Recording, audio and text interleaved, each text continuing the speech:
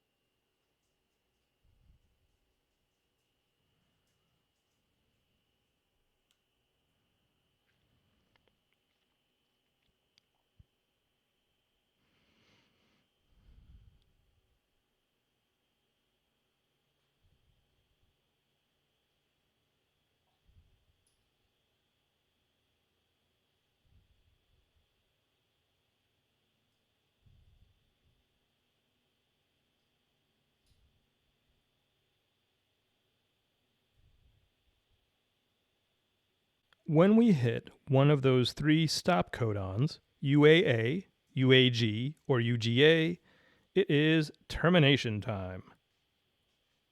There is no transfer RNA that recognizes the stop codon. Instead of a tRNA, a protein called release factor enters the A site. Release factor allows for the polypeptide to be capped off and to leave the ribosome. Now we just need to break down the ribosome and release the mRNA. Once again, GTP, not one, but two molecules are hydrolyzed to make the whole apparatus come apart. mRNA, large and small subunits, and release factor. Kaboom! Messenger RNA molecules are typically quite long compared to what is illustrated in the diagrams from the text. They are so long that many ribosomes may be translating a single mRNA at the same time. This is called a polysome or a polyribosome. And if a lot of a particular protein is needed, this is a very efficient way to do so. You can see in this image and TEM how this is done. It kind of looks like a conga line for ribosomes. In bacteria, the inception goes one step further. With no barrier between the DNA and the ribosomes, genes can be simultaneously transcribed and translated. That's what is going on in the TEM. RNA polymerase II is making messenger RNAs, which ribosomes start translated before they're even finished, while they're still attached to the DNA. You should not be surprised to learn that gene expression is a very efficient but not perfect process. When Thomas Hunt Morgan and Beadle and Tatum induced mutations in their study organisms, they were accelerating a process that does occur naturally, namely the changing of nucleotides in DNA molecules. When biologists talk of mutations, this is what we mean. Even the change of one single nucleotide can have a dramatic effect on the whole organism. Back in Chapter 5, I spoke of sickle cell disease as a case where primary, secondary, tertiary, and quaternary structure were all adversely affected in the beta globin chain of hemoglobin. The root cause of the disease is a single point mutation in the DNA. In wild-type beta-globin, the DNA sequence at that codon is shown on the left here as CTC in the template strand. In sickle cell beta-globin, that sequence is CAC. This one small difference leads to different codon in the messenger RNA, GAG in the wild type and GUG in sickle cell. GAG codes for the amino acid glutamic acid, which has a second carboxyl group and is thus a charged amino acid. GUG encodes valine, which is a non-polar amino acid. This is enough to change how the protein folds, which causes all the other pleiotropic symptoms of sickle cell disease.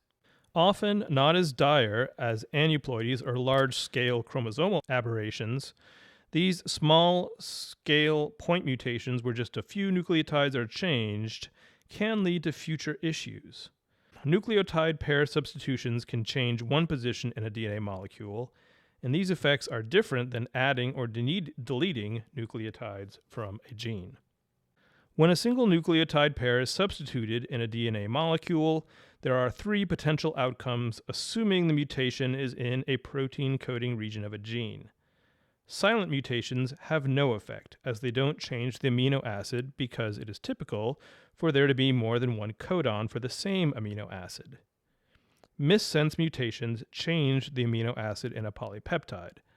That is what we see in sickle cell disease, where glutamic acid is replaced by valine. Nonsense mutations change an amino acid codon into a stop codon. Premature termination, you might say. Let's look at some pictures. In this first illustration, we are looking at a silent mutation. On the top here is the wild type DNA.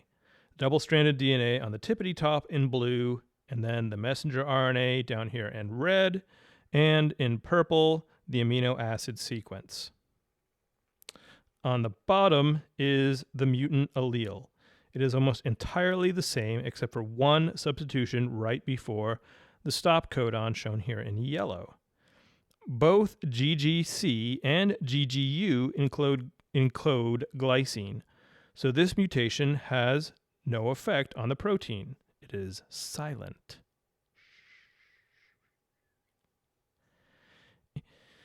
In scenario 2 here, the same codon has picked up a mutation, but in a different position.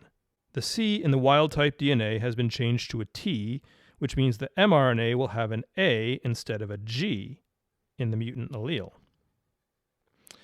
GGC still encodes glycine, but AGC in the mutated mRNA encodes serine, which is a different amino acid. This is a missense mutation. Now it's time to stop the nonsense. I will continue to make jokes, but you should remember to stop the nonsense. Why? Because a nonsense mutation changes an amino acid codon into a stop codon. Scenario 3 here shows just that. Again, same wild-type DNA, but in the mutant DNA, the thymine immediately after the start codon is changed to an adenine in the template. Then, in the messenger RNA, instead of AAG, which encodes lysine, we have UAG, which encodes nothing. Stop. No more translation for you. Stop the nonsense. In addition to nucleotide substitutions, which we just saw, where a single nucleotide pair may be altered, there are cases where more than one nucleotide may be added or removed. These are in general called indels, short for insertion deletions. Often, indels have more tragic effects than simple substitutions because they often produce frameshift mutations, like we saw with the cat and the rat and the eel. Removing one letter changes the meaning of the sentence entirely. Once again, we have the same wild-type gene, but also a mutant gene. In this case, an extra A has been added. The result is an immediate nonsense mutation. But unlike the previous nonsense mutation, this is because of an insertion, not a substitution.